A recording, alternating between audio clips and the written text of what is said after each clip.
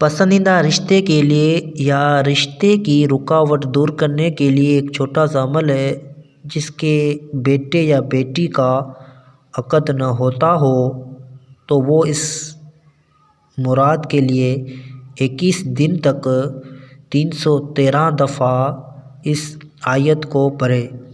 وَهُوَ الَّذِي خَلَقَ مِنَ الْمَاءِ بَشَرًا فَجَعَلَهُ نَسَبًا وَصِهْرًا وَكَانَ رَبُّكَ قَدِيرًا۔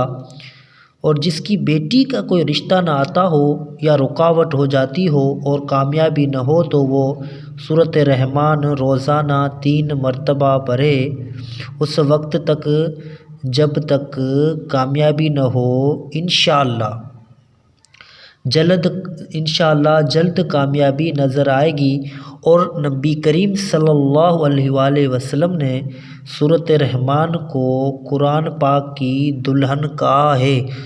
تو ٹھیک ہے، یہ چھوٹا سا عمل ہے، اس کو کرنے سے اگر آپ کے رشتے میں رکاوٹ ہے یا جو آپ کو رشتے میں پسندیدہ رشتہ وہ مل نہیں رہا ہے تو اس عمل کو کریں، انشاءاللہ یہ مفید ہے۔ اس لیے یہ عمل جو ہے یہ بہت مفید ہے، انشاءاللہ آپ کا جو پسندیدہ رشتہ ہے وہ آپ کو مل جائے گا۔ شکریہ دوستو، ایسی ہی اچھی ویڈیو دیکھنے کے لیے ہمارے چینل ریڈی ٹو فکس کو سبسکرائب کر دیں اور بیل آئیکن کو دبا دیں تاکہ جیسے ہی ہم ویڈیو اپلوڈ کریں آپ کی طرف پہنچ سکے۔ شکریہ، بہت سارا اپنا خیال رکھنا۔ السلام علیکم۔